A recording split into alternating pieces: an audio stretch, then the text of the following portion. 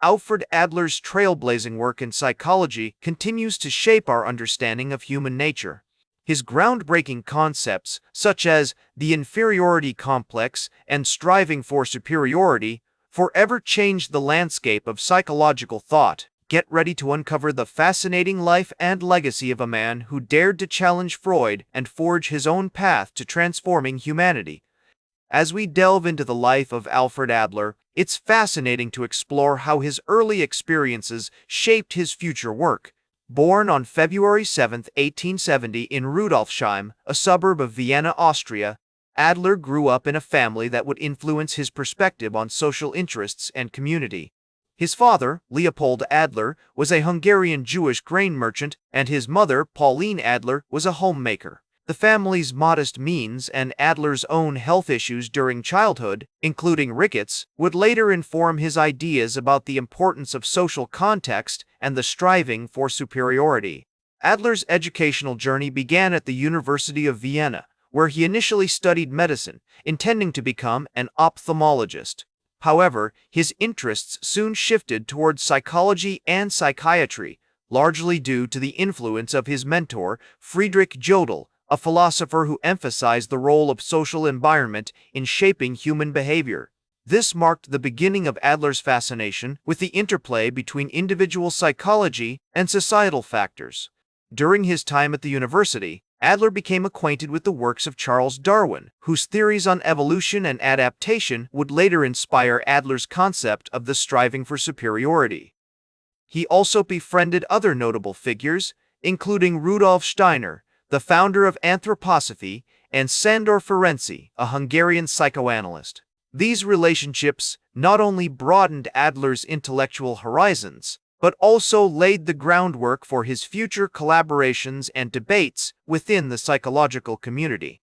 Although Adler would eventually break away from Freud's circle, his involvement with the society exposed him to the latest ideas in psychoanalysis and encouraged him to develop his own distinct approach. As my colleagues in the field often note, Adler's time with Freud was a crucible that refined his thinking, ultimately leading him to challenge some of the core tenets of psychoanalytic theory. His concept of the inferiority complex, for instance, was rooted in his understanding of how physical limitations or social disadvantages could shape an individual's psyche and drive their striving for superiority. This idea, in turn, influenced his approach to therapy, which emphasized empathy, encouragement, and the fostering of social interest. Through his work, Adler illustrated the intricate dance between biological, psychological, and social factors that influence human development. He recognized that our experiences, whether rooted in biology or shaped by society, play a profound role in molding our personalities and behaviors. This nuanced understanding of human nature is reflected in his famous statement, "The only normal people are those who know how to listen." Such insights not only underscore the importance of empathy in human relationships, but also highlight Adler's commitment to making psychology accessible and relevant to everyday life.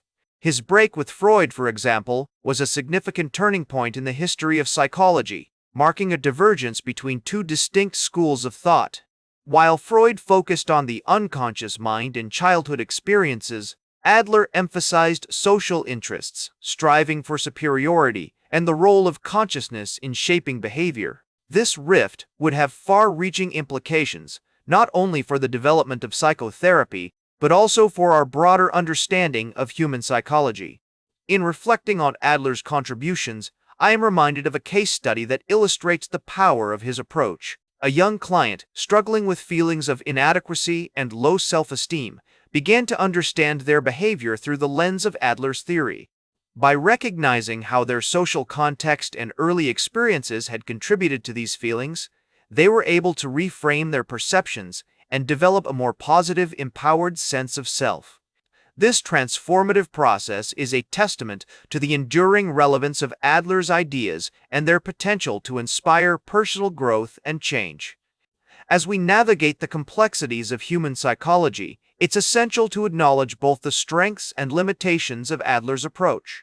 While his emphasis on social interests and striving for superiority offers valuable insights into human motivation and behavior, some critics have argued that his theory oversimplifies the role of individual differences and unconscious processes. Nevertheless, Adler's work remains a cornerstone of psychological thought, inviting us to consider the intricate interplay between our internal experiences and the external world. As Adler's ideas continued to evolve, he began to develop a distinct approach to therapy, one that emphasized empathy, encouragement, and the fostering of social interest. This approach, which he termed individual psychology, was rooted in his belief that individuals are unique and must be understood within their specific social context. Through his work with clients, Adler sought to help them recognize and overcome their feelings of inferiority and to develop a more positive, empowered sense of self. One of the key techniques Adler used in his therapy was the questioning technique, where he would ask clients a series of questions designed to help them gain insight into their motivations and behaviors.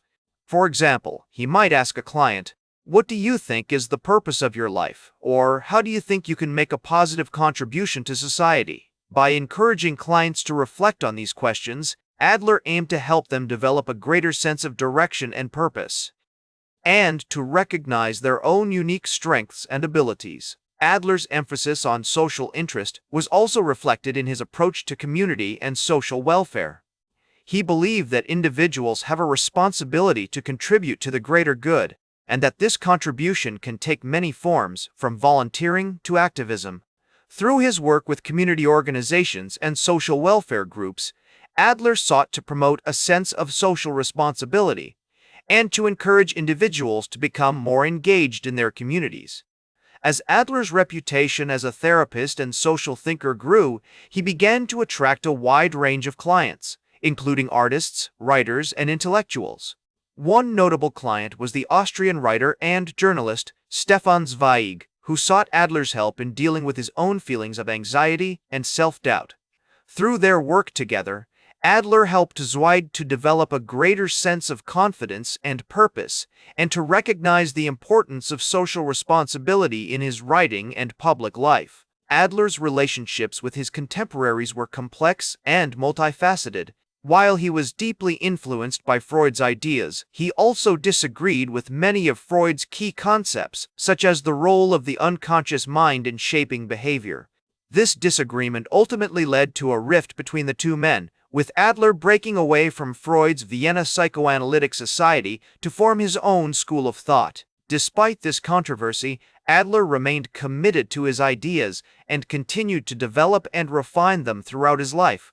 His work had a profound impact on the development of psychology, particularly in the areas of social psychology and community mental health. Today, his ideas remain influential, offering valuable insights into the human condition and the importance of social responsibility. As Adler's individual psychology approach gained traction, he began to apply his theories to a wider range of social issues, including education and child development.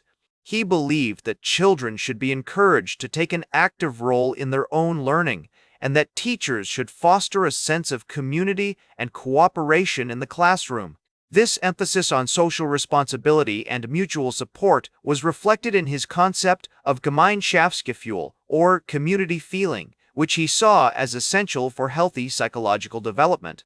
One of the key ways in which Adler applied his theories to education was through his work with the Austrian school system. In the 1920s, he helped to establish a number of experimental schools in Vienna, which were designed to put his ideas into practice. These schools emphasized student-centered learning, peer support, and community involvement, and they provided a unique opportunity for Adler to test his theories in a real-world setting. Adler's work in education was also influenced by his relationships with other prominent thinkers of the time, including the Austrian philosopher and educator Otto Glockel. Glockel was a leading figure in the Austrian school reform movement, and he shared Adler's commitment to creating a more democratic and student-centered approach to education. Together, they worked to develop new teaching methods and materials that would reflect the principles of individual psychology. In addition to his work in education, Adler was also interested in the application of his theories to social welfare and community development. One notable example of Adler's community-based work was his involvement with the Vienna Municipal Council's social welfare program. In the 1920s, the council established a number of programs aimed at supporting low-income families and promoting social cohesion. Adler was appointed as a consultant to the program, and he worked closely with social workers and community organizers to develop innovative approaches to social welfare. Through his work with the Vienna Municipal Council, Adler was able to apply his theories to a wide range of social issues, from poverty and unemployment to family breakdown and delinquency. He believed that many of these problems could be addressed through community-based interventions, such as counseling, education, and job training. By empowering individuals and communities to take control of their own lives, Adler hoped to create a more just and equitable society. As Adler's reputation as a social thinker and reformer grew, he began to attract attention from around the world. He was invited to speak at conferences and seminars, and his writings were translated into numerous languages. His ideas about individual psychology and community feeling resonated with people from all walks of life, and he became one of the most influential thinkers of his generation. Despite his many successes, however, Adler's work was not without its challenges and controversies. Some critics argued that his emphasis on social responsibility and community feeling overlooked the role of individual differences and unconscious processes in shaping behavior. Others saw his approach as too optimistic, failing to account for the darker aspects of human nature. In the years leading up to World War II, Adler's work took on a new sense of urgency. As the rise of fascist and nationalist movements threatened the stability of Europe, Adler saw his theories as a way to promote social cohesion and prevent conflict. He believed that by fostering a sense of community feeling and social responsibility, individuals could be empowered to resist the forces of hatred and intolerance.